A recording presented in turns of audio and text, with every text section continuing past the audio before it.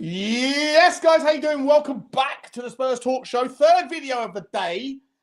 Don't tell me that I don't try to put things together at last minute, impromptu rushes for you. I asked Johnny a couple of hours ago. Johnny Japan, he said, absolutely, Sean, I do.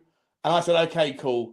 And then I forgot all about it. And then he texted me about 5 to 8 and said, are we still doing this? And I went, yep. And I completely forgot to put the link out so you can set the stream up. So we are here with 2 minutes notice. I hope everyone is happy now. They're doing the things they love with those that you love to do them with. Smash the like button as you welcome yourselves in. Take your shoes off, hit the subscribe button, hit the notification bell, and drop a comment in the chat. Be lovely to me, be lovely to Johnny, be lovelier to Johnny.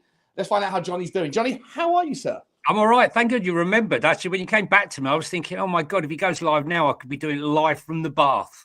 And that would lose you God knows how many viewers and followers. Yeah. Unsubscribe now. No. Johnny live from the bath. What a thought. But I've seen your. I reckon your bath. I've seen your house. I reckon your bath is probably caked in crystal skulls or something. It's got some sort of. I'm not that. I'm. That's not me. Listen. We went yesterday, you and I, with very low expectations. The highlight of my day was seeing Ali McCoist. Although most people were cursing him during the commentary, apparently, because all he kept going on about was, other things that didn't please the Spurs fans. But no, listen, I went. Were they sat outside the entire time? Were they? Yeah, I think Joe Hart was out there as well. Dropped his mic, not surprisingly. Very good. Yeah. Stuff on that one. Yeah, listen, look, as I said, went with low expectations and I was pleasantly surprised. I think yesterday, the effort was there. The effort was there. You couldn't fault the effort. That's all you could really say. I think my biggest shock was when I got back. Yeah. You mentioned to me maybe do a video after you've got back. I always do one when I leave the stadium, sort of raw emotion at the moment. Yeah. But when I got back and I saw that Ange said that he thought we were the better team and we deserved to win, I felt like I had to do a video. But listen, did you not think we were the better team? I thought we could have got a draw, but I think that they sat back on purpose. I think they were quite happy to sit back. Let's have the ball, Sean, and wait to try and catch us on the counter-attack like a lot of teams had done. They've also got a big game on Tuesday. So there was one eye on that, hence the reason I think that Gordon and Isak went off early. But, listen, when you look at games like Ipswich and Crystal Palace where we never turned up, this was a pleasant surprise. The effort was there. And I was probably the happiest to see Reggie actually get a half of football and for him to show that, he's not as bad as it seemed like 80% of the fan base thought he must be, because Ange said he's not playing him and he's not part of his plans. So he must be crap. But I thought it was quite interesting that he was jumping up and down, going like this, the fans trying to get them fired up.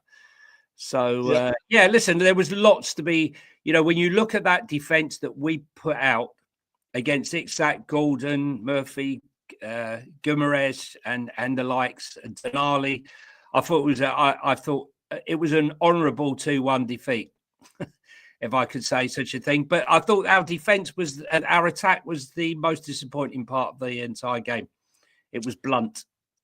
Yeah, it feels like it's been that way for a while, mate, doesn't it? I mean, we before Christmas, we were banging in the goals and we couldn't keep them out. It feels like we're sort of drying up a little bit at the top end of the pitch, which is part of the problem. But I do want to ask you, mate, because, look, to each their own. Everyone analyses Ange ball. Everyone analyses football with their own eyes or most of the time. I hope it's their own eyes. Yeah, so sometimes they don't. Sometimes they'll just look at statistics or whatever, or other people's content. And I think that there's a massive disservice being done to Tottenham and to Ange by the pundits at the moment, the kind of the paid ex-professional pundits, who obviously don't watch Tottenham as closely, through a close lens rather, as we would probably do. And I think that they're guilty of misrepresenting Ange as a one-trick pony, because I think that what I've seen a lot recently, and I've been guilty of it as well, saying, he won't change, and all he's got is his plan A, no plan B. He doesn't go on the training ground, doesn't have time to figure out a plan B, plan C, plan D. Yet every other manager can do all of that and also find time to do SWOT analysis on the opposition. That's a red flag. And yet I've had to kind of take a sit back and actually examine the game yesterday. And like anyone that still says, "Oh, all we do is invert the fullbacks. All we do is, push the ball through the middle, narrow. James Maddison comes deep. The wingers stay high, and there's no one cutting in, or there's no one cutting to the byline."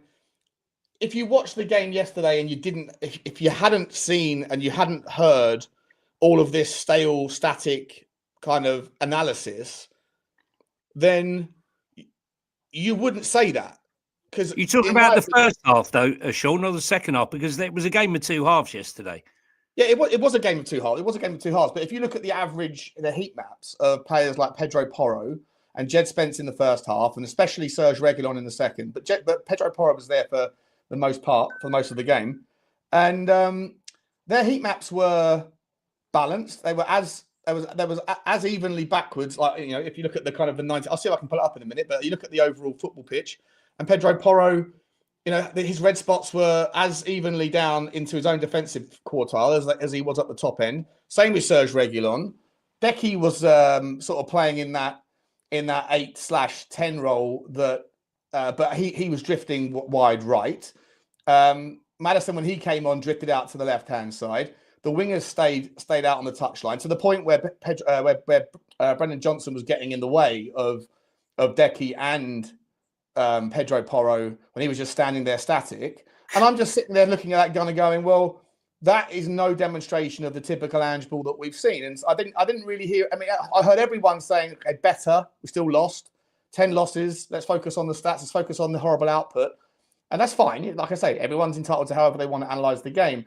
But just as an objective truth, this idea that Ange ball only has one way of playing, that was absolutely unproven or disproven against Newcastle yesterday. And that's why I think the emotional part. Yeah, okay. But how much of that? I hear what you're saying, but how much of that was due to the fact that Newcastle were quite content to sit back and allow us to have possession of the ball, which they 100% were. They were managing that game, from a point, and they were quite happy for us to have the ball in the hope that we would press forward and we would catch them on the counter. And I thought that being the case, that we might have created more chances. When you consider how good that goal was in the first half, I mean, I've been banging on about this for so long. If you look at Solanke's goals for Bournemouth, so many of them were headed goals. And yet yesterday was his first headed goal of the season, I believe. And, that was from Bergvall driving forward and, that ball, that fantastic ball put in by Porro. Yeah. And he attacked it, which is what he's good at. None of this low cross. This is why I've always said I'd love to see Johnson dropped, see Porro play in that right wing position with Jed Spence behind him. Because I believe that Pedro Porro would absolutely cause havoc. Whipping those balls in, I think it would stop the wing backs countering us. Because he would be a threat. Second of all, he can beat his man. And third thing, he actually doesn't need to beat his man to whip a ball in. Brendan Johnson's heat map must have been one dot. Yeah, it was. Yeah. Basically, it was. He just stood like trotting like the horse. Yeah. In the dressage thing, No, but I guess my point is not so much about how Newcastle, because if Newcastle sort of sat back, then that's the equivalent of what we come up against for the most part, for most of the season, where we had 65% possession over the course of 90 minutes. That's normally teams that, you're right, but that's normally against teams, who come with a low block and start at 0-0 and hope to come out and get a result. And but they were defending a 2-1 lead, and they definitely felt that they had the assets, which they did in Gordon, Itzhak, and the pace with Hall and what have you on the flanks, Livramento on the flanks there to hurt us. Should we commit too far forward? They're right, but that's not. I think we're arguing two different points, because I don't disagree with what you're saying there at all. I'm just saying that in the situation where we had possession, generally speaking, the accusation is that the fullbacks invert and all comes narrow. James Maddison gets crowded out. The static system that doesn't change ever is easy to pick off. And that's why we get in so much trouble against both bad teams and good teams, but usually the worst teams, because they can sit and absorb and then just pounce on the break if they have those wing forwards. They have the electric pace, and every team has got at least one of them. My point is that in the second half yesterday, when we did have that lion's share possession, we didn't have, in the first half, I don't know what the stats were, but I'd say it was far more 50-50. But in the second half, we had a lot of possession. Newcastle did play to the ref, play to the whistle, all that stuff, and fair play to them for taking advantage of horrendous refereeing precedent set in the first bit. But my point is that we didn't do what we usually do. Pedro Porro stayed incredibly wide. Serge Reguilon stayed incredibly wide. It looked like a traditional balanced back four with traditional overlapping fullbacks, and it gave more space, especially through the middle, especially when you were joined on the wide by Decky, who's supposed to be playing more central, and also Maddison, when he came on laterally, he also would traditionally come deep and be more central. But in both of those situations and the situations with the fullbacks, everyone was splitting wide, like in the parting of the Dead Sea by Moses, or the Red Sea, whichever colour sea it was. And my point is that that's an obvious dislocation from this theory that Tottenham only play one way. And it almost paid dividends. If it wasn't for the fact that we don't have that creative edge at the top end of the pitch, Brennan Johnson's not able to take a man on. I don't disagree with you about the idea of picking Pedro. So we're making different excuses now, because I mean, the thing is, right, I hear what you're saying and I don't disagree with any of it. But what I'm saying is we still look like a blunt instrument. Dubravka hardly had anything to do. I mean, yes, they hit the post, but in all essence, you know, it was you get to the final third and we had no answers. We really didn't have any answers to it. I mean, did you really feel, other than that couple of chances maybe, that we were ever going to score? Because I didn't. It's not. Again, I agree with you. I think, again, I guess we're just coming at this from different sides, because I'm just saying that the whole point of this is that the notion that Ange doesn't change, and the point I've been making for months is the very first time that Ange does something different means that I would have thought that in the moment that he did it, it would immediately counteract the opposition's pre-preparation, the pre-planning for how Ange sets up his how Tottenham set up, because we've been so predictable. So every manager that's got Tottenham coming up can sit there and say, we haven't got to worry about dedicating any time to anything other than Ange ball. And I'm saying that the first time that you do that, you're going to catch some of those teams unaware. They're not going to have the necessary preparation to think about how to play against a different version of Tottenham. And I think that Newcastle on paper and on form and on every relevant metric are head and shoulders above Tottenham right now. And yet it didn't look that way or feel that way on the day. No, they played well. Listen, look. Exactly. That's the thing. Sorry, Joe, just let me finish. We're around the point. And the fact that we've done it once, now I believe that the next manager, so it's Arne Slot next, and then it's Arteta, they are now going to have to sit there and think about, well, are Tottenham going to do inverted fullbacks against us? And if so, then that's plan A. But now we've seen that Pedro Porro can stay wide and Decky can drift outwards from the 10 or from the 8, whichever he was playing. And also the same can be said for Maddison towards the left. The same can be said for Serge Reguilon. And I just think it offers us something different. And that it has an indirect benefit. It didn't work against Newcastle. Do you think it's a turning point? Are you saying it's a turning point?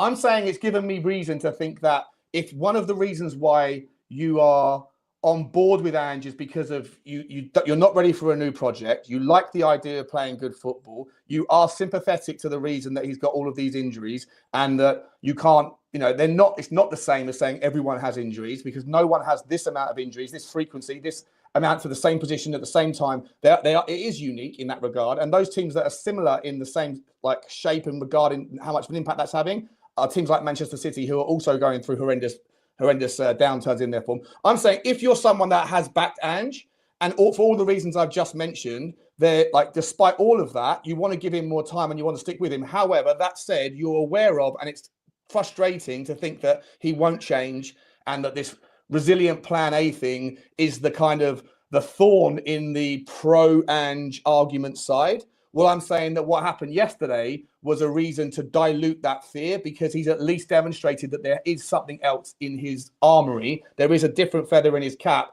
And that, therefore, can give people that want to back Ange a little bit more confidence that it's not one-dimensional, and that he does have something else to offer. And therefore, if you are backing Ange, continue to back him. If you don't back Ange anyway, then yesterday won't change that. But to me, honestly, truthfully, I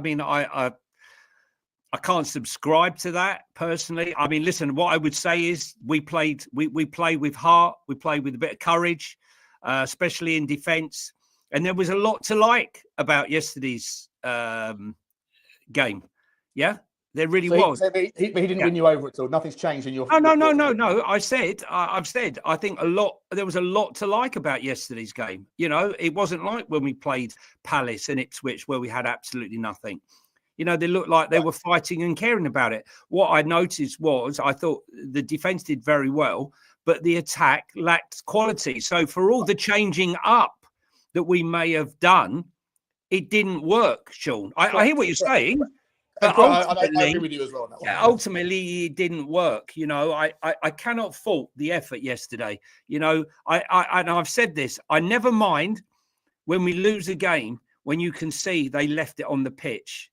But for me, it hasn't changed anything at this moment. To be honest, I hope I'm sat here by summer and I'm saying to you, you know what? I got it all wrong, and Ange is the Messiah.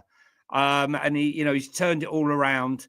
I just don't think that any other manager in Daniel Levy's history would have ever been afforded the excuses that he's been afforded. That's my personal opinion. Okay, so what's changed with Daniel Levy then?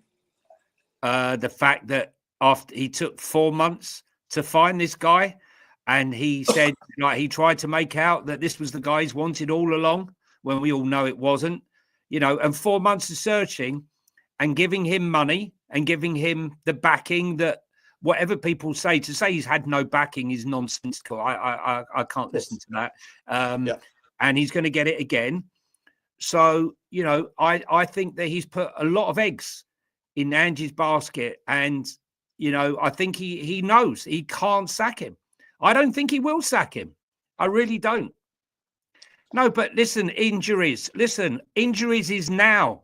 No one's going to argue about the injuries we have now, but this form is going back since January.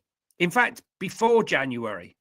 Really? But there's been injuries the entire time throughout his tenure, though, mate. I know. But we're going to go back 8. We're going to make a whole year of excuses. What about when he had the full team and we were playing? Yeah, but I hear this argument as well. People were saying we were still getting beaten when we had our full team. Yeah, but we were also picking up victories along the way as well. The frequency of the losses, like this run of form that we're on right now, is horrendous.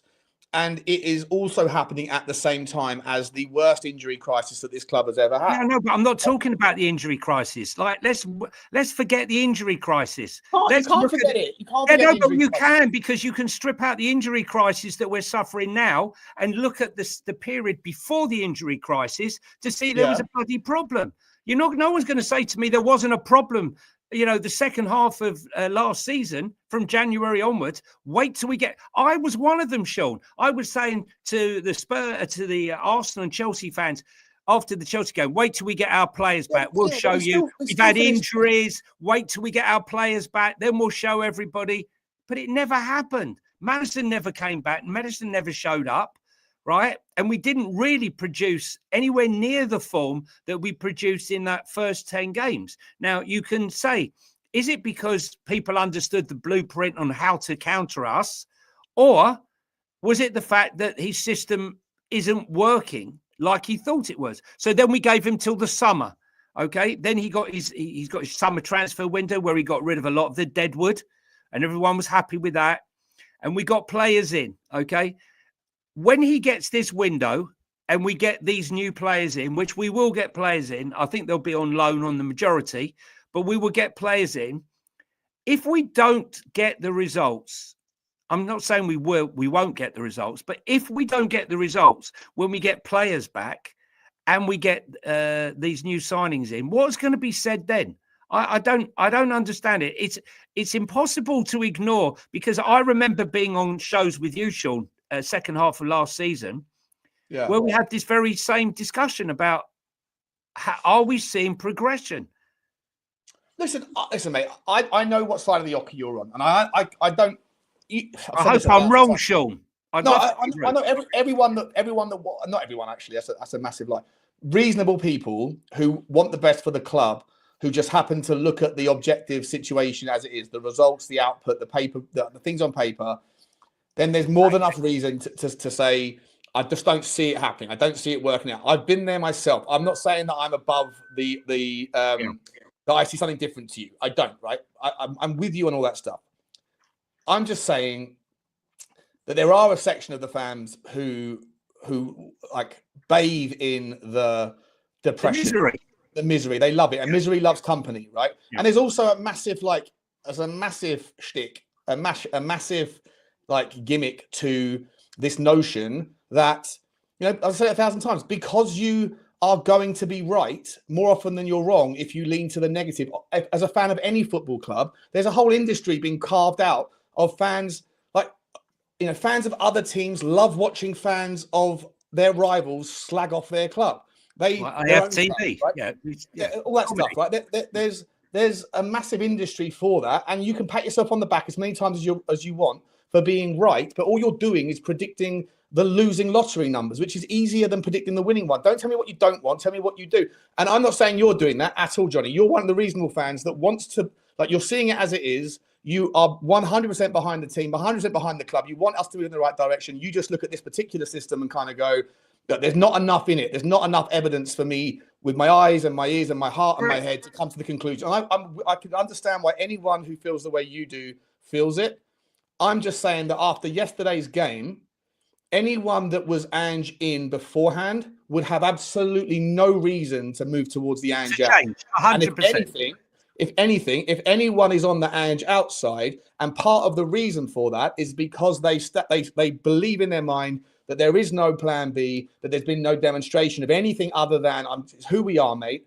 And I'm not going to change, and I'm going to die on this hill, and I'm going to get pissed off with you keep asking me the questions about all that stuff. Even though he says all that, when the rubber meets the road, he has changed some of the things. He has pivoted in his tactics, and yesterday was an example of it. And okay, we came up against a very Brazilian, very clever, very smart, very effective and sophisticated manager who's got a brilliant squad of players at his disposal. In my opinion, the best front three in the Premier League outside of Liverpool, or the best front sort of options outside of Liverpool. I think he's better. I think they're better on paper and on form than City at the moment. But my point is that if you were leaning towards Ange out, and the main advocate for that is because you just don't see him ever changing, then there was enough in that game yesterday to see, okay, maybe I'll give him a little bit more time. Maybe I'll lean. But if you were Ange in, and as I said, for all the reasons why I've already said, you want it to work, you don't want another project, you like the football, you're sympathetic to the injury plight, all that stuff.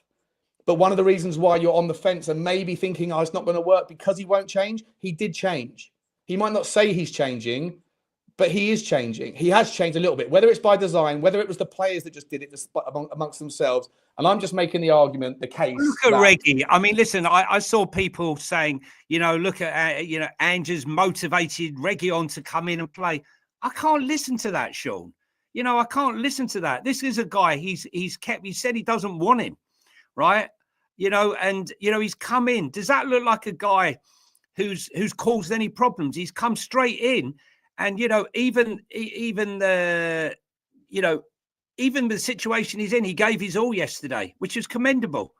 And look at Spence with what he's gone to. What I think is quite funny is the amount of people, because they knew that I was, a big Arne Slot fan. I got messages today. Oh, your Arne Slot has been undone by a shit Man United, right? Okay, yeah, they did well yesterday. Was it leggy? But has that result tonight given Spurs fans confidence, Sean? What do you reckon? Do you reckon that result tonight's given Spurs fans confidence for Wednesday? I think it probably has. I think so as well. I think that Ruben Amorim set his team up again in a way where a hell of a lot of Man United fans and a hell of a lot of Man United pundits, including people like Gary Neville, who I've got a lot of time for, who have criticised Ruben Amorim for saying, why is this guy forcing the 3-4-3 when his squad doesn't set up for it?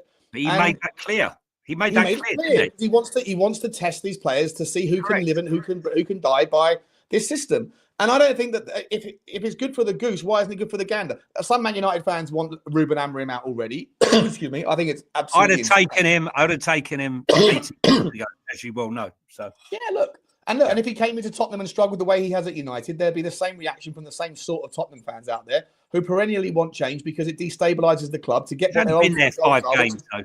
He's only been there 5 games, Sean, hasn't he? It's a bit more than 5 now, isn't it? Is it? Well, yeah, it must be 10, surely. I don't know. Either way, I think that United were brilliant today. But you know what? United always raise their game or try to for the Liverpool because it's their biggest game of the season. I know they lost whatever it was 7-0 a few years ago in that same fixture, but United always somewhat try to raise their game. But I thought they put in an absolute barnstorming effort from all of them. Even Bruno Fernandes, who I can't stand, I hate him. Like I can't stand him. Even I thought he was really good. I thought, hats off to United, hats off to Amorim. What I would say is he's got Maguire doing. I mean, who thought you'd see Maguire back in the shirt? You know, the abuse that he's been getting. I know that poor bloke. I know he was offside. He didn't know it, but that last minute chance. What a miss! Unbelievable. But they're ball bubbled as well. No. I love that man though. He's class. But what I would say, mate, is that a lot of people that sit there and criticise people like Pedro Porro and getting caught out of position, and yet they'll say, well, he's a right back, he should be able to defend. Trent Alexander-Arnold had an absolute shocker today defensively, but he's you ask Liverpool fans who's the first 3 names on that sheet, on the team sheet. Mo Salah's number 1. I'm not sure who would be number 2. Maybe McAllister. Van Dijk, probably number 2, and probably Trent's number 3. Yet he struggles incredibly.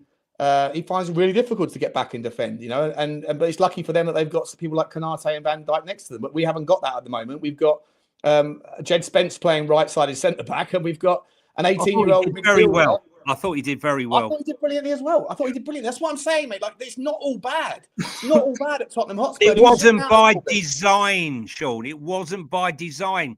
I'm not going to hear plaudits. Oh, look at Angie's put. He's done it out of necessity, not out of desire. Yeah, but who's going to want it? Like, no one out of this. No one's going to. He's already said. He said he wanted to sell him. He said he was thinking of selling him in January. I mean, like, really? Well, listen, he also claimed that he's got an attitude problem in the past. Now, I've never seen it, but we don't know, do we? I mean, you might be closer than I am, I think, to the situation. I am, aren't I? Yeah. I mean, has Jed Spence ever shown a bad attitude according to your? No. I'm just saying what I'm saying to you is the past isn't a fair representation of the present or the near past. Yeah. Yeah. If I go and have an argument with someone, end up having a fight with them, it doesn't mean everywhere I go I'm having a fight with people, does it? Let's have some context in the situation. Yeah, like people always accuse me of being an alcoholic because they only ever see me having a drink on stream. I don't drink like red wine for breakfast with my cereal, guys. That's sort of like there's things that happen in my life when I'm not on the camera. This is my going down the pub sort of thing, So yeah, you're right, but you only see what you see, and you only people assume things that are happening. Let me ask you this, mate. Let's move it forward then. Yeah. Like I say, I think we're on the same page in terms of we lost. We did lose, but I think that we didn't deserve to lose. And I think it was the best performance I've seen from Tottenham against a brilliant Newcastle outfit for a long time. And I think that given that we got Liverpool next, and to a degree our season hinges on probably that particular outcome of that game or that double-legged affair, I think that we can take a lot of plaudits and confidence going into the next leg on Wednesday. And Liverpool, are they going to now have to think about resting some of their first-team players because they've got a big game on the weekend as well back in the league? And, that they probably assumed they were going to get 3 points today, and they didn't. So, maybe there's positives to take from both performances in terms of Tottenham's chances. Do you reflect on Wednesday any differently? And then we're going to move into the transfer stuff. I think this could go either way. Personally, I think they'll come with their full arsenal. Sorry, didn't want to use that word. Their full armoury, and hope to put the tie to bed and then bring it back to Anfield, and then they can rest players. But there are those that think that they will rest a whole load of players and risk losing the game and try and get it back. I don't think so. I think they'll go full on. Whether they'll try and show that it was just a mere blip, Not sure what the result was after they got beaten 1-0 at home by Forest. I think they went on to win the next game. I'm not sure by how much, but Liverpool won every game after that, didn't they? Basically, yeah, no, but I mean, in the manner of it, they'll be very disappointed because I don't think they played. Manchester United defended very well, but I think Liverpool weren't fantastic. I think they'll play Connor Bradley, funny enough, on Wednesday. I really like him. Listen, it's going to be a tough old game. A tough old game. I think we'll have a few surprises. There'll be no Maddison. There'll be no Pape Matar Sarr. Yeah, so that leaves us room for. In fact, before we move on to the transfers, there's a few players I want to get your thoughts on because I haven't had a chance to speak to you since the game. Lucas Bergvall. Fantastic, absolutely fantastic. Listen, I was accused of overhyping him when he came. And in a couple of games, he looked a bit out of his depth. I get that. But this is an 18-year-old who's come from playing in Swedish football. Give the guy a break. You can't hold on to the ball that quickly. What I saw yesterday was a kid who picks up the ball. And as I mentioned before, his peripheral vision is unbelievable. He's already scanned the play before he's received the ball. And he was driving that ball on. And if he did pass the ball, he was already in motion looking to accept the return ball. I think he's driving run in that first half down that right-hand side to set up just before the goal. The cross was instrumental. Some of the passing was great. I just think he drives that tempo and, tempo master, mate. He's a conductor. I can see it. Yeah, 100%. He knows when to slow it down, knows when to speed it up. Love that. Correct. Love that. Someone so young. It's such a brilliantly delicate, poised. He doesn't go down. He doesn't go down in every challenge. He's 6'2" and he's only going to get stronger. And he's brilliant in the air. Brilliant in the air, mate. All round, he's like Heathrow air traffic control. That man. He knows when to jump. He can get there at the peak of the flight. It's fantastic. Brilliant. And I think, honestly, think that it won't be long before Maddison can't get in the team because of him. That's my opinion. Do you see him playing more in an advanced role then? Because I was seeing all of the signs yesterday of a potential. He could play in either, man. He can play. I think he could potentially play 6, 8, or 10. Yeah. Look, I mean, sensational. And for what it's worth, that driving run. If you actually look, he didn't let the ball get out of his. Even though he had space to run into, he didn't kick the ball and then sprint towards the next touch. It was all kind of like taken in stride, and close possession of the football. But with long strides, as well, right? Like a nice little. I don't know. It seems natural. It just seems natural to him that he understands things that people that are twice his age, or not quite twice his age, but people that are like in their late 20s are still kind of learning. And it's just that's why I say, like when I'm looking at Tottenham right now, if you want to zoom in and look at the stats, look at the results, look at the league table, I understand why people want to just look at that and kind of go, look, that's the reality. But when you do zoom out a little bit and you kind of go, just look at the people. We got Jamie Donnelly scored another goal today, or was it yesterday? Your boy, right? And I'm a big fan of Jamie. Yeah, but you know what, Sean? Right, these are the things that infuriate me, right? I nailed my mask to Mikey Moore and Jamie, right? Early doors, and I was really excited that Jamie was going to go away on the season tour. And where do I see Ange playing him? Left back, right? And then what does he do? He sends him out on loan. What don't we have? Backup left back. Why did he play him as a left back? He's not a left back. If anything, he's a 10, And he played him there because he's taken him away on tour across the world. He wants to give him some minutes, but ultimately he didn't have any intention to keep him in the squad. So it's kind of you're paying lip service to the need to give him some minutes, but ultimately Correct. Yeah. Lip service is exactly my point I was coming on to. Lip service to the point. Look at me. I encourage youth, right? Let me tell you something. If we didn't have so many injuries, you'd struggle to see Bergvall. You'd struggle to see any of these kids. I'm telling you, right? That's my opinion, right? It might be wrong, but that's my opinion. I was quite shocked when Jamie went to Orient and he just really wasn't clicking for him because I see a really fantastic talent there. And something's happened. He's moved into the right position and he's absolutely firing now for Orient. Josh Keely's having a good season as well in goal. There is a lot of talent, but it's just, again, I see Archie Gray playing left back, right back, centre back. 22 games he's played this season, not once in his position. And, you know, there's reasons for that, isn't there? There are reasons for that. Because there's injuries, but he wouldn't be playing as a 6, even if, you know, I'm just saying he just would not be playing as a 6 right now. And then you look at Spence, not given minutes. And then you look at others. No, I disagree. Like, he would have been playing as a 6 had Van De Ven and Romero and Udogie not been injured, and the injuries happened to Bentancur, to Sarr, to Bissouma. He would have been playing there then. Forced into playing him there.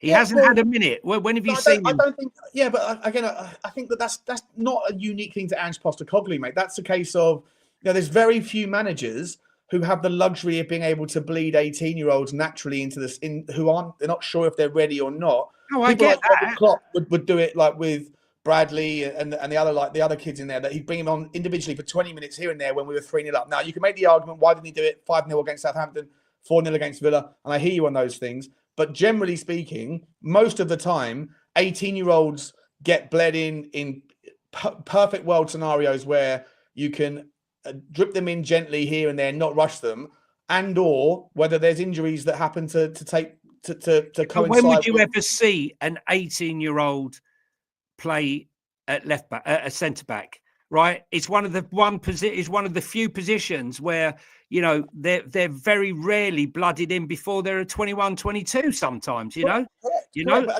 again, that's what I'm saying. I agree with you. It wouldn't have happened had it not been for the fact that Archie Gray is that good an all-round. Yeah, he's the French Flintoff of football. Right, exactly. But do you honestly, right, so when Micky Van De Ven and Romero come back, he will go to the bench.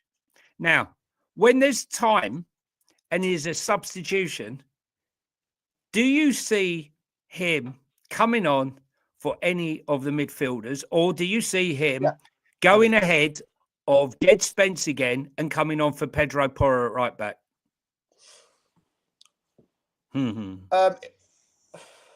Listen, I don't know. I would say I think Jed Spence has done more than enough to be able to command his own spot. I would also make the argument. Yeah, it definitely has, right? 100%. And I think it would come. Look, if Ange Postecoglou is the sort of guy that holds grudges and that like has favourites, it's not beyond the realms of possibility. Human beings do have that. Human beings also don't like to be proven wrong. And maybe you could tell from some of the questions that Ange was asked about Jed Spence that he had to throw in there about attitude and stuff in the past as a way to justify the next question. Because if he turned around and said, yeah, Jed's been absolutely sensational and he's been unfortunate that he had to wait that long, but yeah, look, brilliant for the guy, I'm so happy. If he left it at that, the next question, and Ange knows this, he knows the game, would have been, well, if that's the case, then why didn't you play him earlier on in the season? Right. So in order to he's wrong. Has he said he's wrong? Has he said that he was wrong not to give him minutes? No, of course not. But that's Ange. Well, that's human. That's not Ange. That's a lot of people. They don't want to have to sit there when they're already under the barrage of incredible pressure to then add more smoke to their own fire by sitting there and saying and leading the journalist down a path of questions whereby the next logical question is, if all you're saying is good things about him now, then you were stupid for not playing him in the past. Whereas he got in front of that because he doesn't want any more pressure on him by saying, and he feels indignant, he feels attacked, right? And he shouldn't, because we're going to go Reggie. You know, how does he feel about Reggie? You know, Reggie coming on and, you know, having that performance in him when, you know, let's be honest, you know, he would prefer he had a nightmare, I think. Oh, I don't know about that. It's not going to cut his nose to spite his face, but I think that... Well, he has done, because he's not given him a minute, despite us having no left back. He would rather have anyone and anyone play at left back. Maybe he just thinks that Reggie isn't a good enough player, and that, you know, he hasn't shown enough attitude, willingness. His reaction to being dropped has. We don't know any of this. I mean, you might know more. You would know more than I do. But I'm not privy to what happens in the training ground, what sort of attitude is being demonstrated. Maybe his reaction to being dropped, similar to James Maddison, is more of a like, well, F you. You're not going to give me the minutes. Then I'm not look like that? Did it look like that when he came on for that second half? No, it didn't. No, it didn't look like Did he that. look like a guy who's got a grievance or anything? I saw a guy who was playing with his heart, right? Yeah. Delivered a good performance and was trying to Did G up the crowd. But did Archie Gray let himself down playing left back or right back? No, but what I'm saying is he would have played anyone and anyone if Archie Gray was fit and he would have played and he'd had another centre back. Reguilon would not have seen 1 second of football. But and that's fine. But like, if you're comparing, and I don't. I'm just saying, this is a guy that's come from Real Madrid, Atletico Madrid, Manchester United, and Tottenham. I'm not going to hear the fact that he's not good enough to play 15, 20 minutes and rotate. You're talking about Destiny Udogie, who had a serious operation for a quad. He had no pre-season, and yet he decided to play him again and again and again. We all spoke about it, Sean, that this is an accident waiting to happen. Who's going to go first? It's likely to be Destiny because he had the operation, but Porro could follow suit. And he's built like the Chelsea player whose career is over because hamstrings. Yeah. His name must escapes me. I don't disagree. We're playing. This is the Devils. This is an impromptu Devils. Yeah, 100%. Tuesday, right? This is what we're doing. We're shooting the shit. But for me, I would just make the argument that if Ange Postecoglou is close enough to the players to make an assessment of who does he have more faith in, who is the person who's shown more willingness to adapt, who is the person who's shown more willingness to buy into the methodology, and Archie Gray is the name at the very top of that list in most of the circumstances. And you can support that by saying when he played left back, he didn't do anything wrong. When he played at right back, he didn't do anything wrong. Now, with the benefit of hindsight and knowing what we know now, that Jed Spence also has come out of the traps flying, and for what it's worth, Serge Reguilon hasn't embarrassed himself either, then it turned out that, you know, you can make the argument that Ange screwed up. But in the moment, picking Archie Gray, I don't think was a bad move because Archie Gray did fine as well. I know you've got your loyalty towards Jed, and I've got no problem with that. No. I think Archie Gray. Listen, he was my number one request last January when I heard how much they wanted for him. Leeds, I thought we would never ever sign him. So I was quite shocked that we went on and I was shocked that we went in for him when I found out what they wanted for him in January. But hey guys, while you're in, if I don't know if any of you were on Instagram, Sean, if you could pop it up. I unfortunately have lost my. Have you put it on? Put it in the private chat. No, well, you can put it on there. There you can put it on there or in the. I've lost my 6,000 follower account there on my Insta. Talking Tottenham 1882 is the new one.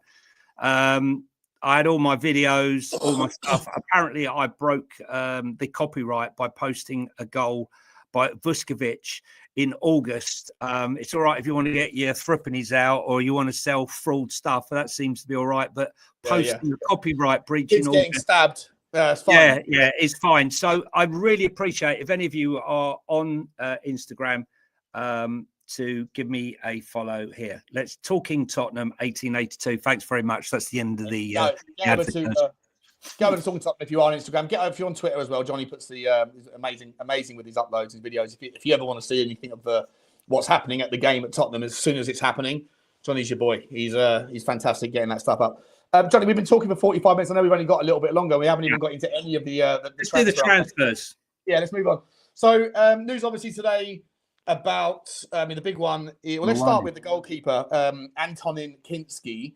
That obviously broke yesterday and then got confirmed today. Goalkeeper, 7th goalkeeper in the roster, £10 million circa bid, 21-year-old, apparently incredibly confident young man. I was saying earlier on the video, I remember doing a Y Scout. By the way, Y Scout, listen, Huddle, HUDL, you've taken over Y Scout, you bought them out. Your whole payment process, nonsense. It's the worst customer experience I've ever seen in my life. You don't want my money, clearly, because my subscription's expired. I can't bring to these wonderful people the latest and greatest next talent out there. And it's all because you can't figure out how to differentiate between a legitimate email and an illegitimate one. It's madness, Huddle. Figure it out. Anyway, on that, when I had the subscription last year or the year before, I somehow stumbled across Antonin Kinsky, and I remember thinking at the time, classy with his ball at his feet, incredible kind of sweeper keeper-esque, but goalkeeping-wise, shot-stopping-wise, a little bit kind of erratic.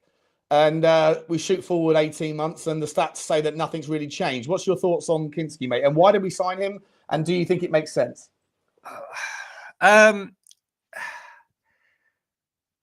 He was listed as one of the top talents. I've got some of the stats actually. So Anthony Kinsky, 90th percentile for passes completed, 85th percentile for prevented goals, 85th percentile for long passes, and 80th percentile for short passes. So versus the league of goalkeepers, clean sheets first, passes first, save percentage second, short passes second, accurate passes second. And then if I go on to his the Opta stats, 93% Kinsky's amongst all of the goalkeepers in the top 10 European competitions this season. He is first in save percentages. 83%. That's incredible, by the way. You have to have a minimum of 10 games. First in goals conceded per 90, 0.37 over 10 games, and clean sheets 12, along with Diogo Costa, the least goals conceded.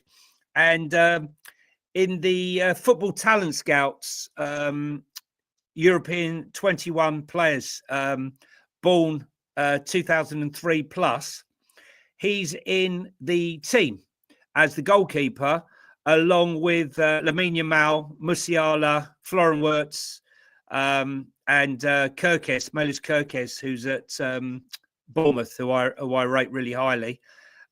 So there is a lot there in the stats, but we know that when you come to the big league, going from Slavia Prague to playing in front of 60,000 tourists, I mean Spurs fans, can be a different setup. I'm all for having proper competition. I just thought that we might have gone for a slightly older keeper, if I'm honest, with Josh Keeley showing the promise that he's showing right now. It won't be long before he's 21 years of age, and then what? Yeah. Well, I think it's obvious you're going to loan him back out again, and some goalkeepers are 25, 26 before they start to break through most of the time, aren't they? So there's no rush with Keeley. I think that the idea of going after this guy right now, to me, just seems... I'm up for it. Don't get me wrong. He seems like a really good goalkeeper, but is he going to come in and just sit there is he going to come in and immediately just replace Fraser Forster? Obviously, Forster's going to be wound down at the end of the Would contract. You not play Austin, Sean? I don't think he did anything to disappoint me or to worry me on. No, I thought he was fine. I thought his distribution was much better. Personally. Yeah, but I think that what Ange did there was the way I don't know if this is true or not. Maybe I'm putting two and two together, but I would imagine that Ange said, "Look, it's your debut, big pressure, big game. Normally, typically, we'd be asking you to play out from the back like we ask of Vicario and Fraser, but because it's your debut and because of the pressures and everything else." If you feel the need to go long, then don't worry about it. Just do it, Whereas he doesn't want to do that because how many times against Newcastle, I said it in my post-match thing, like it makes sense to give as little responsibility as possible to Brandon Austin, given who's in front of him as well and everything else.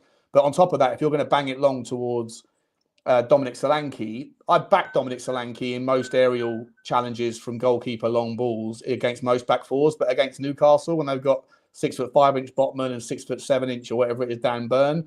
It's a tall ask for Solanke. And in a lot of that game, we were banging it long and the ball was coming straight back in the first half, wasn't it? So it wasn't ideal. He was rolling it out though, and he was overarming throws out. Listen, I just think he's more agile. I think why have you given the guy a 5-year contract? But what I can see, I hope I'm wrong, but can you actually see them just whipping this guy straight into the team? I don't know, to be honest. I've got no idea. I honestly don't know. I don't know anything about the guy apart from what I barely remember from 18 months ago and then what I've seen on YouTube, and the Y Scout. My Y Scout subscription expired today, so I saw it yesterday. He's playing first team football every game. He's played every single game. Would you come here to be third choice keeper? He won't be third choice. He'll No. go ahead. Fraser So Forster's he'll be done. second choice. He'll be starting, right? Yeah.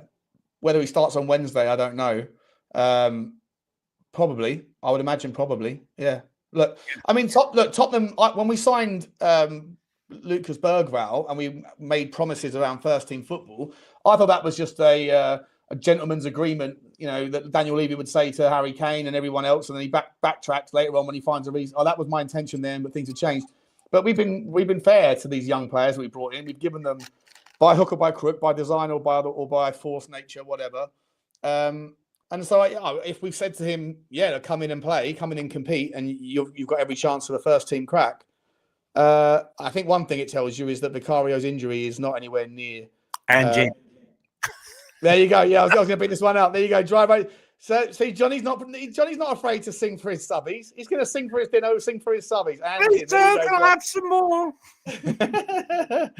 On that note, we've got a couple of super chats quickly before we move on to the next names. Tom Martin, member for 12 months. Evening, Sean, Johnny, and chat. 12 months of membership. I appreciate. Well, 6 exactly, mate. I apologise about that absence. I'm making it up to you guys with more and more fan shows. The link is. I did it yesterday. I did it on Thursday. I'm going to be doing it again twice this week.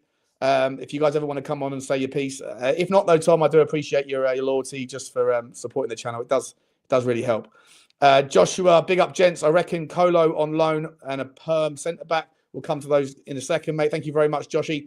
And again, he says, wasn't Eddie Howe on the same amount of losses last season? I don't know about that. Johnny, was he?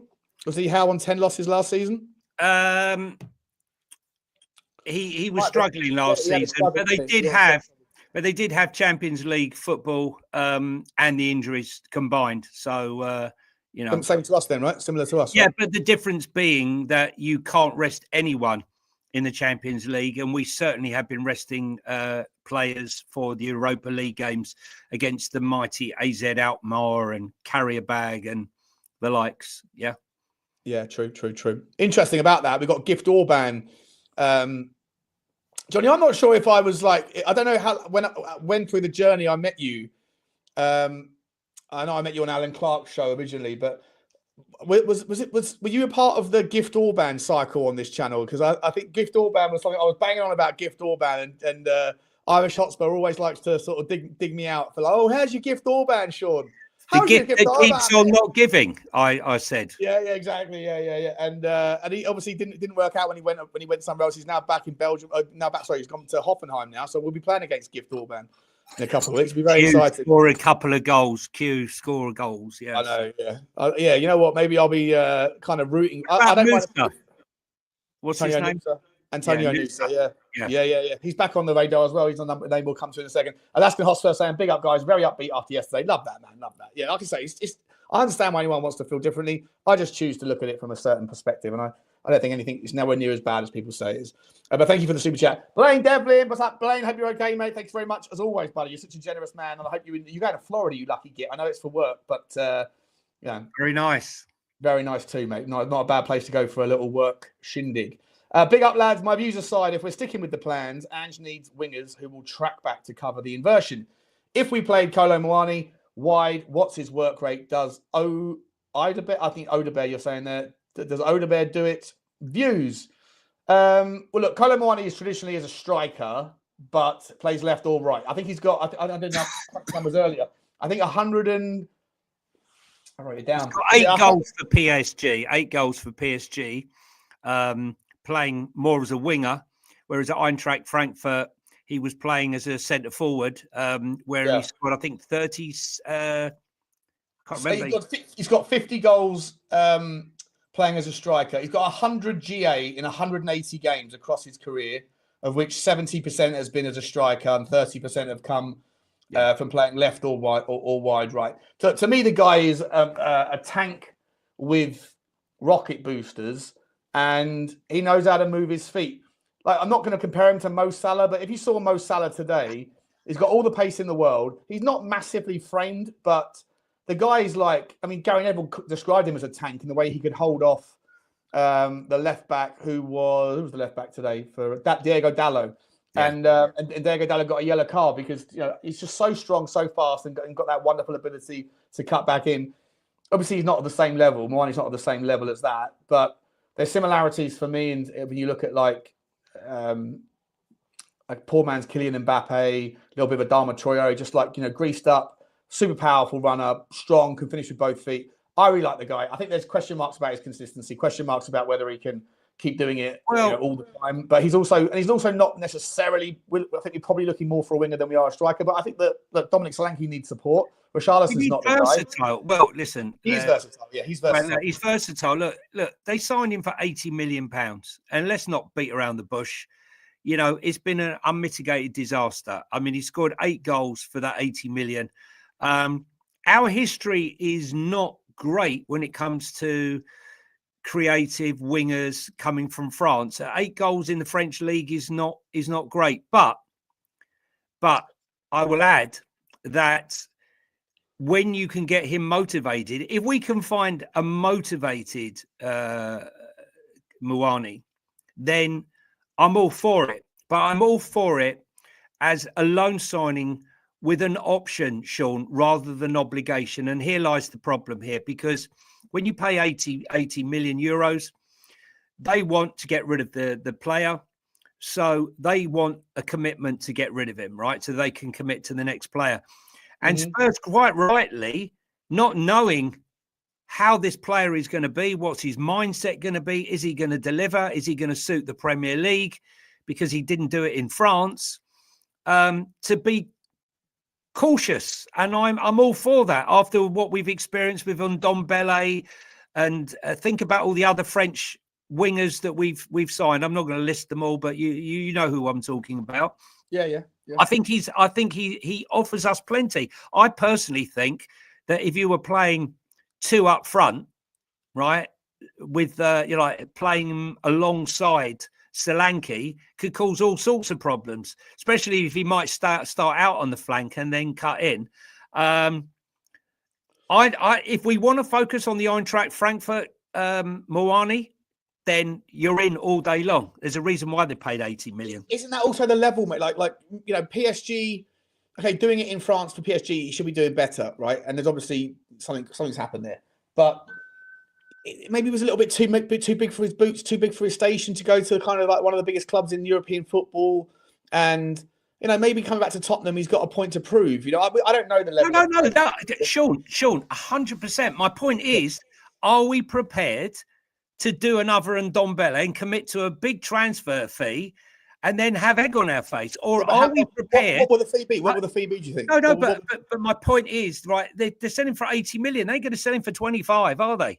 They bought him 20. But it's 80 million euros, which is 70 million quid. They're not going to do it. They're not going to get anything like that back, Johnny, are they? No, but Eintracht Frankfurt signed him on a free. They didn't cost a penny, right? Yeah.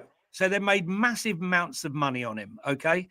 So, you know, the only people out of pocket here is them. I don't know. You know, I don't know if he's a Marcus Rashford mentality, you know, with his, you know, going to the basketball and wearing his Louis Vuitton white hoodie shoe and looking like a complete twat. Or, you know, he's just been unfortunate, and it's PSG and it's a big club and you don't get your opportunity. I'm willing. I would definitely 100% take him. 100% I'd take him. But I'm saying I think we need to be cautious on our previous, and I'm all for the club taking a loan with an option to buy at a fixed fee. If it was a loan with an obligation and the obligation was 50 million, take it, because because I just think it's too much of a risk. You know, the guy's fallen off of a cliff. He's still only 26 years of age. So, you know, he's got 22 caps for France. You know, this isn't a mug. You know, we're not talking about a mug. I think he's got 8 goals. Yeah, loan with a fee is 50 million. Right, well, there you go. It's not, you know, if it's a loan with an option, I'm all in. If it's a loan with an obligation, I'm out. How about this, though? How about this? If it was loan with an option, but the option was 60 million and no wiggle room, right? And so if he smashes it out of the park and he absolutely becomes a worldie, then you've got to pay 60. Or you could shake hands now, loan with an obligation for 35. 35 million, then you would willing to take the chance. you'd be willing to take the chance. But they're not going to do, they're not going to do that. They'll be looking for, if he meets X objective, if he delivers X, Y, or Z. It could be Spurs most probably would like to spread it, so they could easily go for a Decky deal where they go over 18 months. Yeah. Okay, they loan him over 18 months, and that 18-month loan fee will be deducted from the price that they will pay out of that 50 million when it comes to the payment, and the balance of that 50 million will be paid over the remaining term of his contract.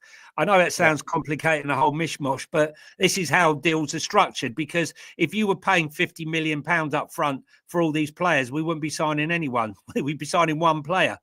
Of course. Well, most deals are going to be structured. Most deals would always be paid off over some sort of contract there. But I hear what you're saying with regards loan fees and stuff like that being paid in so different ways. Mate, how much?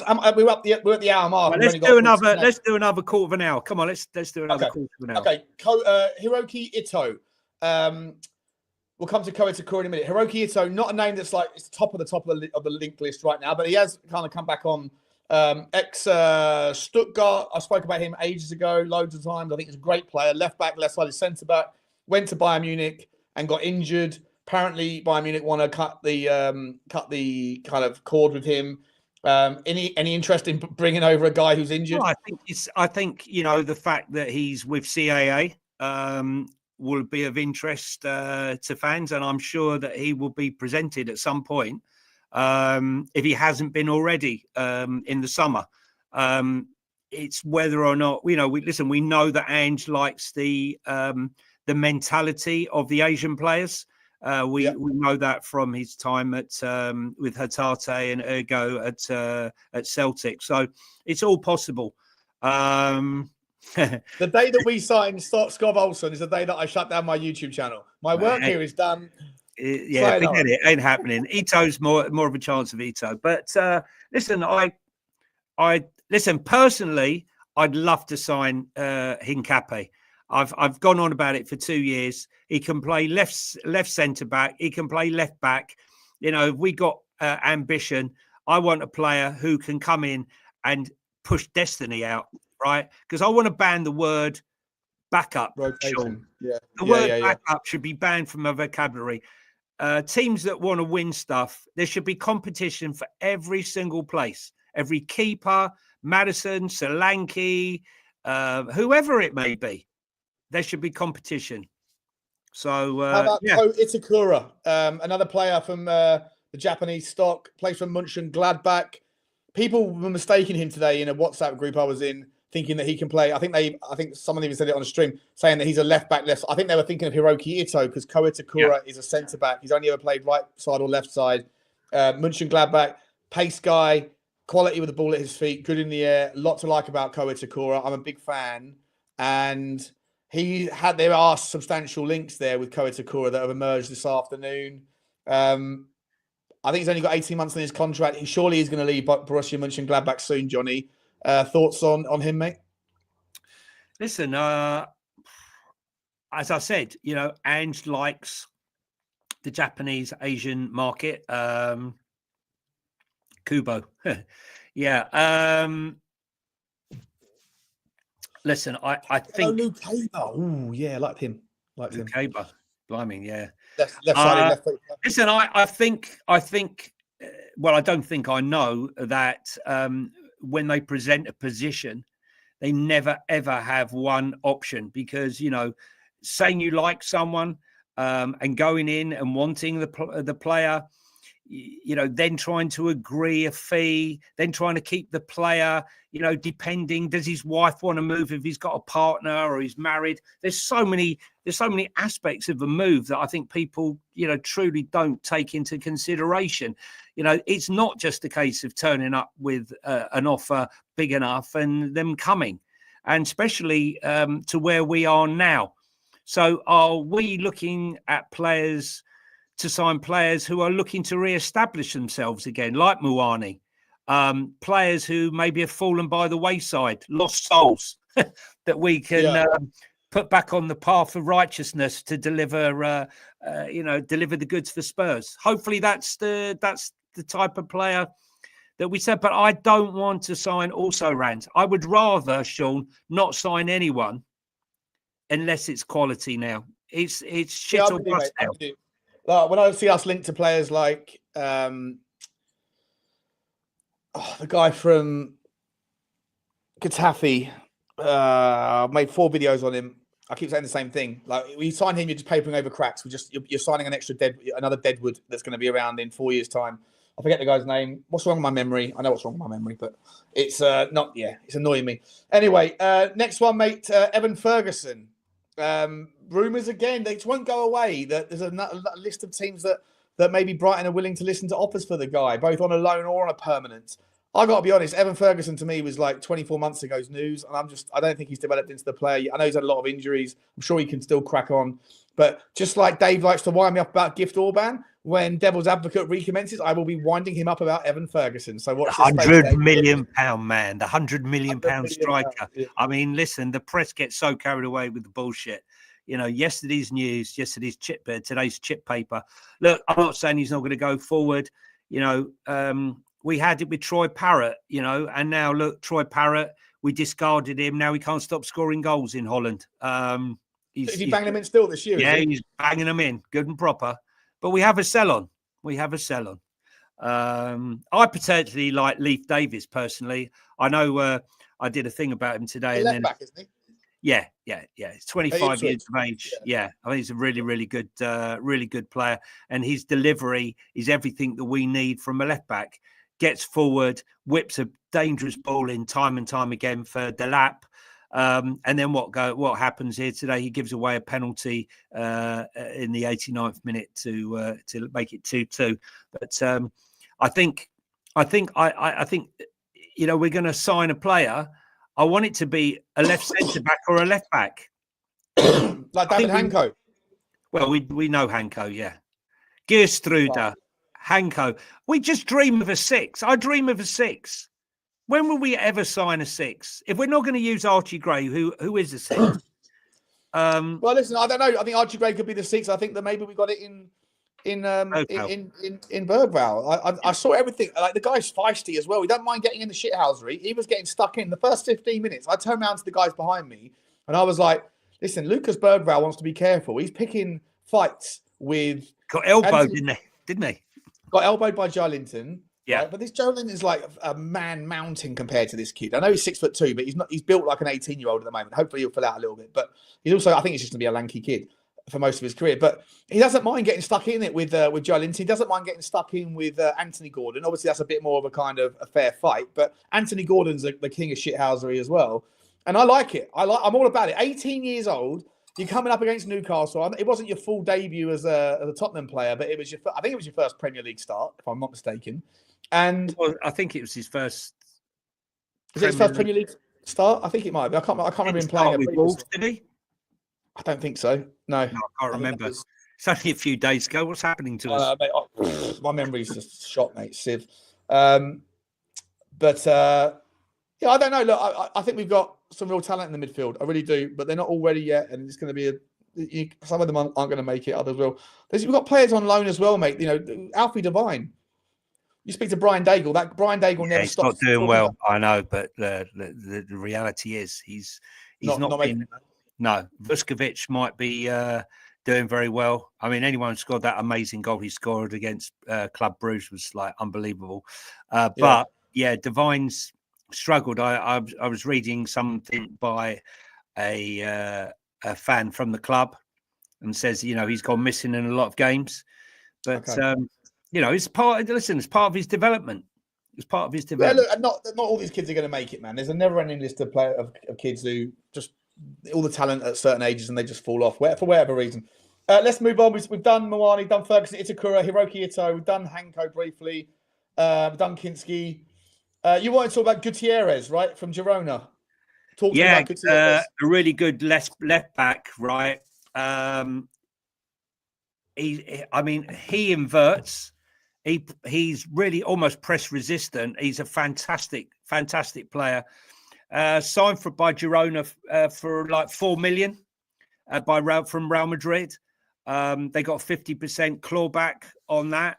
But you know, here's a player who not only inverts, not only plays through the press, but he's got assists and goals. And, the fact they only paid 4 million for him, I know they got 50% of it, but this is a player that we could potentially get for, 20, 25 million. And he's a player that really excites me. So that's Miguel Gutierrez from Girona. Right. I actually like the manager as well.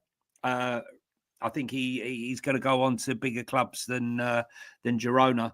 And end up being at City, right? Well, he might be. He's 23 years of age, I think. I think he's 23. The manager? No. Miguel. Yeah, Michel. Mm. It's Michel, isn't it? Yeah. Michelle. Yeah, that's it. Yep. Yes. Not the women's version. It's not Michelle, the hairdresser that's now manager. It's Michelle, the Spanish version. Dorgu, mate. Patrick Dorgu, Lecce fame. Left back, right winger. Bit of everything. Takes the man on. Left midfield, left wing back, left back, right winger. Weird that he can do both. Obviously very powerful on the left with his left foot. What's your thoughts on him? A lot of people would love to see him, and I hear all day long in my comments, bring in Dorgu. I don't mind him. I'll be honest, I'm not like as blown away by him as I am by people like Anthony Robinson, as I am by people like Ait Nouri at Wolves, or there's loads of left backs in the Premier League that he's a left winger more, isn't he? Wouldn't you say he's a right winger?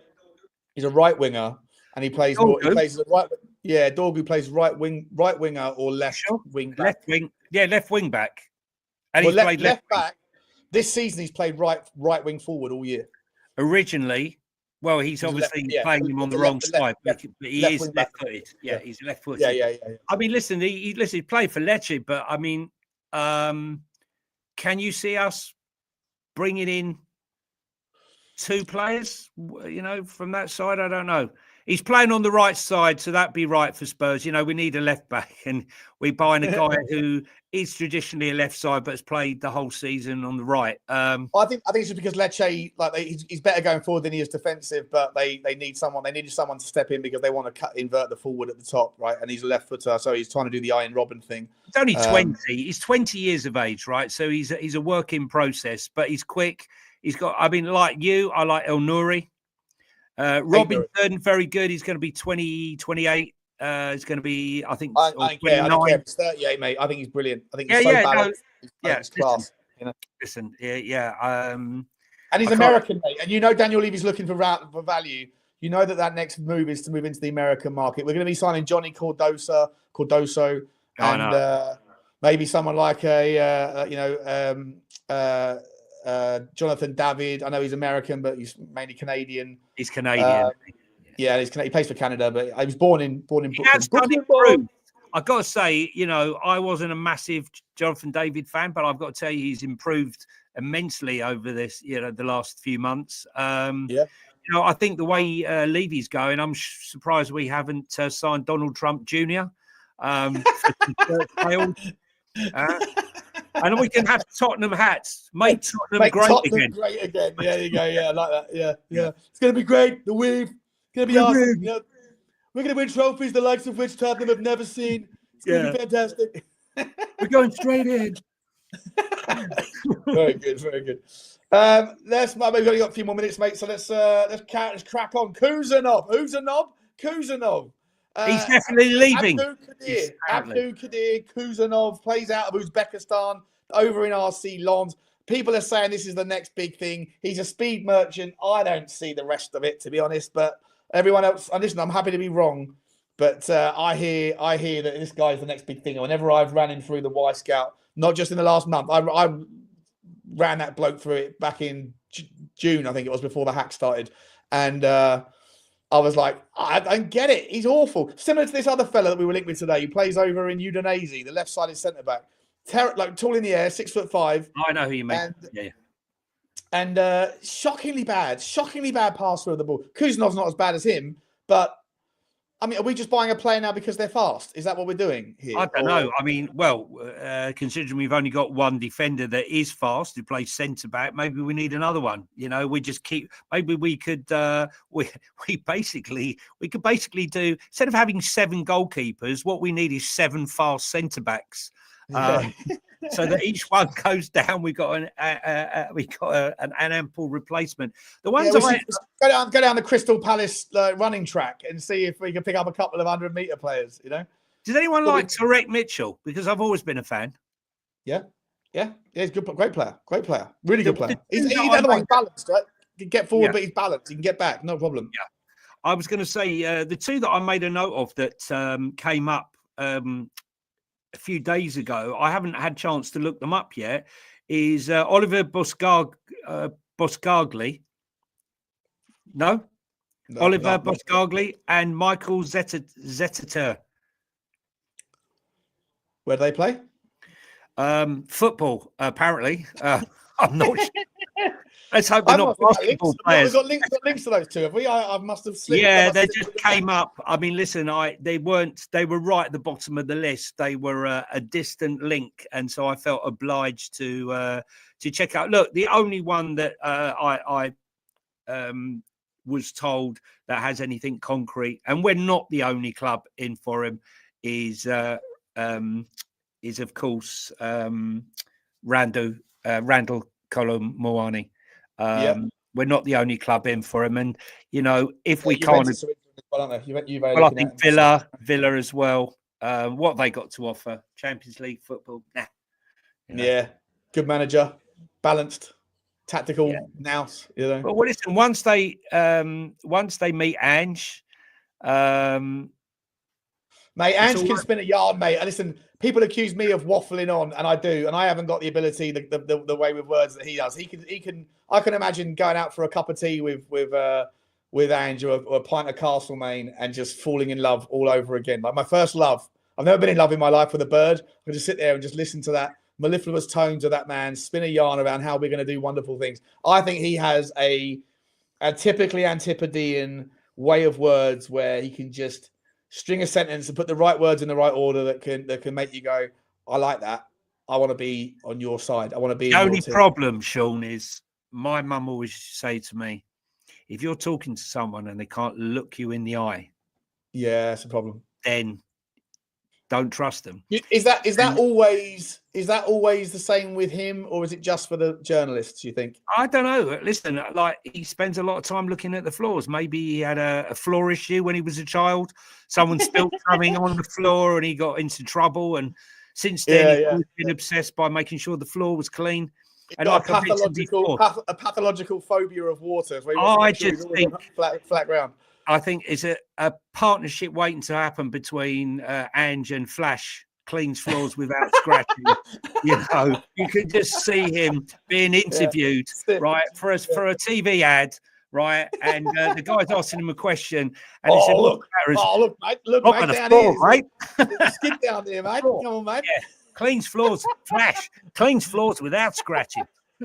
It's who we are, mate. It's who we are. Clean floors. Yeah, you can see that one working very well. What about this Cherky? Is it Cherky? Yeah, the Sunderland. Yeah. Listen, we got a clawback option on it. Look, if we can sign him if we got a set fee that we can sign him for, you sign him back and then you sell him, or you put him in and you put him in. You give him an option to play, or you play him in Europe. He's classed as homegrown, so why not?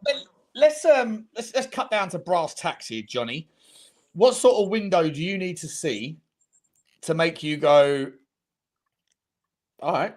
That's Daniel Levy's done well there. He's stepped up a little bit. He's made the money work. We might have to kick the can, and maybe that's taking budget out of the summer or whatever else. But do you expect any players to leave the club this January? And in terms of comings in, what would you realistically? You haven't got to give necessarily names, but what would you like to see? What would you hope to see? What do you expect to see? With regards positions and the structure of the deals, be realistic. But what's going to make you sit up and go, fair enough, Daniel, I'm gonna leave you out. Nothing changes on that, but you know, you haven't left him out to dry. I think we're already going to be one of the top spenders already. Last January, we spent the most amount of money. We had the biggest transfer last January. And we've already kicked it off with a £12 million rising for the goalkeeper. I think we will. I'm going to say we're going to do 1 purchase and 3 loans. Is the purchase already done in Kinsky? Yeah, but I think if there's an option, 1 additional purchase, or that is the purchase, and then I think there could be 1 extra purchase depending on, you know, if it's an obligation purchase. I class that as a purchase. An obligation is a purchase in all but name, right? I agree. Yeah. What about outgoings? Could you see Serge Reguilon being let go? No, I can't. We can't let him go. We can't. You know, not now. It's what about like if it was something else, like something that was less impactful, maybe like a Lancashire will go out probably on loan. I feel sorry for him. I think there've been moments where he could have had minutes to give Solanke a rest. We got Richalison who's going to come back, and whether people like it or not, a fit Richalison. I think people forget those 9 goals he scored in that short run of time before he got injured again. He was top goal scorer. I know he's your boy. No. I'm just saying. I'm just stating facts, right? In that footballer. I'm just saying. You know, in that 6 weeks, right, that he was fit, he was the #1 goal scorer in the Premier League. Would you be happy? He's not going anywhere, and Ange wants him to stay. That's all I'm saying, right? If that's the case and he's on his way back to full fitness, then you might as well chalk off Kolo Muani. That's not going to happen then, because Kolo Muani's more directly a striker than he is a wing forward. You need rotation, right? So you know he can play through the middle as well. Solanke's going to need a rest. If you send Lancashire out, there's no way you know Solanke's going to play every single game. It's ridiculous. No, I know that. But if Richarlison's back and he's fit, and you sign Kolo Muani, it's not a problem. Do you see us rotating 3 strikers in a 1 striker system? He will probably Muani will probably play out on the wing. That's what I'm saying. Right. In front of who? Oh, well, Johnson. He's out of ahead of Timo Werner. That's for a start. And and Sonny, you know, I was told yesterday I was very unfair on Son. He came on and he was very busy. I said, well, he was very busy. He got hold of the ball. He ran down the flank and then he checked back. Lost all his confidence, that man. It's gone. Look, he's 1 month younger or 1 month older than Mohamed Salah, than Mo Salah. They're playing on different planets right now. Mo Salah's on his best season ever, probably, isn't he? No, but I just don't want to hear, he's that age now and, it all starts falling apart. No, I'm sorry. Let me ask you this. If you're advocating that Richarlison stays, excuse me, I've got to stop vaping because it's not helping my chest. If Richarlison's staying, so we're putting to bed the Flumin crazy story. Dominic Solanke stays fit. Richarlison returns. We sign Kolo Muani. Sonny's still going to want his minutes. Decky and Maddison, they're going to fight it out. Mikey Moore returns. Yeah. Right, hopefully. Does signing Kolo Muani get in the way of the progress of players like Mikey Moore? Of course he does. And this is my problem. I don't believe, and I never have believed, that Angie's all for the youth. Right? All these stories about the youth. I didn't see any youth at Celtic. I think it's all a fallacy, personally. I think a lot of best laid plans go out the window when your job's on the line, though, right? Well, yes, right. He's not interested in the youth, and that blow up against Manchester City, where he lost the plot last season, that was all about being told. Do you remember when he said, "I found out a lot of things inside and outside this club"? Yeah. In this last week. And that was when he turned around against Everton and he said that none of the kids are anywhere near good enough to play for the club. Now, that is not something you should be saying. Wait, who did he say that to? After the Everton game, the press. Well, he said it publicly, did he? Yeah. Okay. And he was I think he was pulled up on that. And that's why you saw all these kids playing in the overseas tour, full of Eastern promise. Yeah. Fantastic. And then what happened? We went back. Listen, none of these players, Mikey Moore included, would be getting many minutes if it hadn't have been for all these injuries. I truly believe that. What about this new Korean kid, Yang? Well, this is it. As another one. We got more wingers than Nando's. Yeah. It's like collective. Well, yeah, but I mean, look, Odeberg, Timo, Mikey Moore, Son, Mikey Moore, Brennan Johnson, Decky. Yeah, we got a jam pack. We got a big squad of young players, and a big squad of talent. A lot of them are injured. I'm just sitting there going, I know this season. If you bring in, if Kolo Muani signs tomorrow and he's available for Wednesday.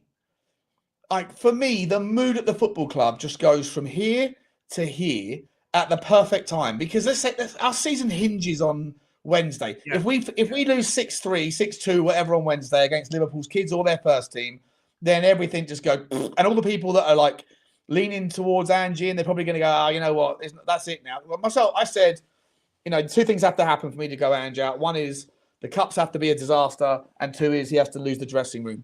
And I think that the players are certainly not lost. He hasn't lost the players. That much I would bet my life on. Maybe some players are pissed off. Some players are annoyed. I think Maddison clearly is annoyed.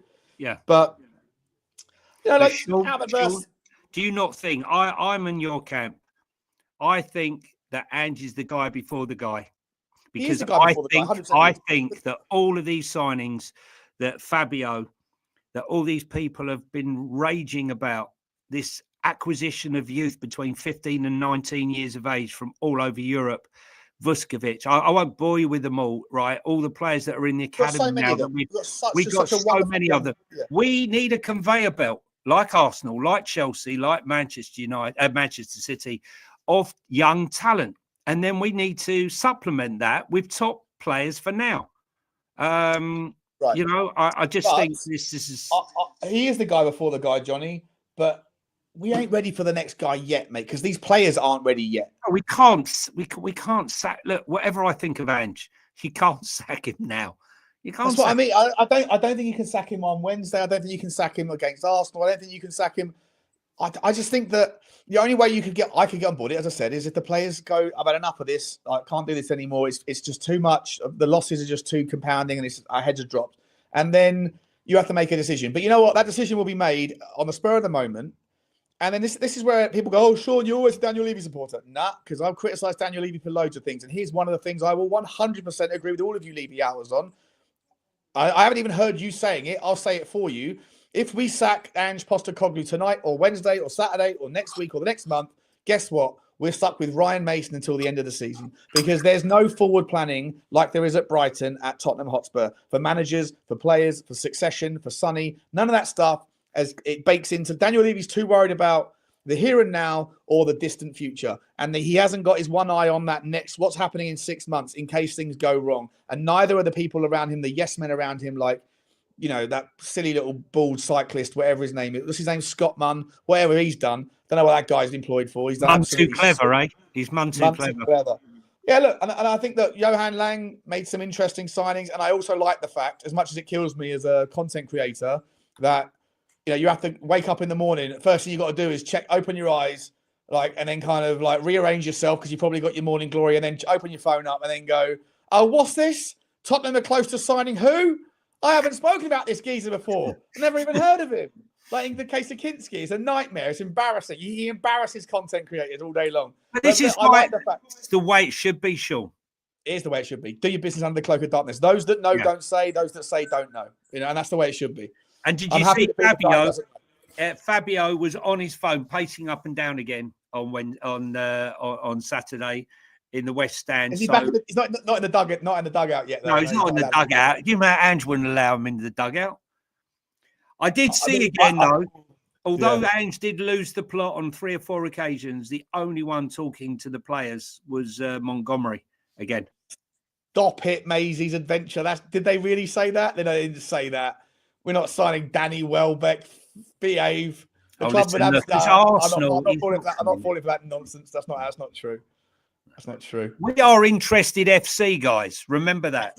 Interested FC. So, you know. Listen, Johnny, I've taken up an hour and a half of your time, mate. You offered me an hour, and I've taken up half an hour. I've been a cheeky little git. I love you to pieces, man. Thank you so much for coming on. Listen, thank you for having us. No, mate, you're a part of the furniture. And guys, as I've been saying this forever, look, Johnny and I are starting a new channel. We haven't figured out the name of it yet or what it's going to, we know what it's going to be about. But when that happens, I want everyone to fall in love with Johnny, not just as a guest, but as a host of the new thing. We're going to do wonderful things together, talking about all things football finance and other topics, other things outside of Tottenham. So I hope you can join us on that journey together. That will be part of the 2025 content mix up for us together. Johnny's also going to be hopefully ever present on this channel going forward as well, and I'm going to find a way to compensate him for his efforts because he's a massive part of the channel. Johnny, I absolutely love you, mate. Let's talk one more time. Talking Tottenham 1882, guys. If you're on Instagram, get over there. Listen, one of you guys already said I'll do it only if he sings for his subscriber, if he sings for his subby, and he did. He said, "Ange, in if you love Johnny, even if you don't love Johnny, listen, Johnny's got his way, and I've got my way, and we bounce off each other, and you're always very respectful in the chat." I know some of you get annoyed by me. Some of you get annoyed by Johnny. Some of you get annoyed by whoever else is on the show. But that's just content. We're all just having our... Only please some of the people, some of the time, not all the people, all of the time. Right, Sean? 100%. But you know what? On Instagram, Johnny is a provider of wonderful content with regards to clips and with regards funny little funny stories and things around Tottenham that he does brilliantly with, doing the same sort of thing on Twitter. So make sure you get over to Johnny H3232 on Twitter and Talking Tottenham 1882. Like, it's a horrible thing. When I got hacked, I thought my channel was done. It might still have to go in the end anyway because of backdoors and stuff. But to lose 6,000 subbies on Instagram is a real kick in the teeth, especially for something that happened 6 months ago. So if you are on Instagram, then get over there and subscribe to it or follow him. Thank you very much, guys. And thank you for all of you for listening and for anyone that's gone over there and give me a follow. Really appreciate it. Really appreciate it. There you go, mate. The love is here for you, buddy. And Norman Lamont has become a new member of the show. What a nice way to finish, Norman. Thank you very much for the support, my man. I look forward to meeting you. No relation to the ex-chancellor, no? Maybe. I don't know. Let us know, Norman. Your first contribution can be: are you the son of, cousin of, nephew of the ex-chancellor of the Exchequer, Mr. Lamont? Yeah. Ladies and gentlemen, we're going to leave you to it. Thank and by the way, tomorrow night at 10 p.m. I'm starting a new thing with the wonderful Ricky Sachs over on Last Word on Spurs, who I think is live now if you want somewhere to go. We're going to be doing the journalist stuff.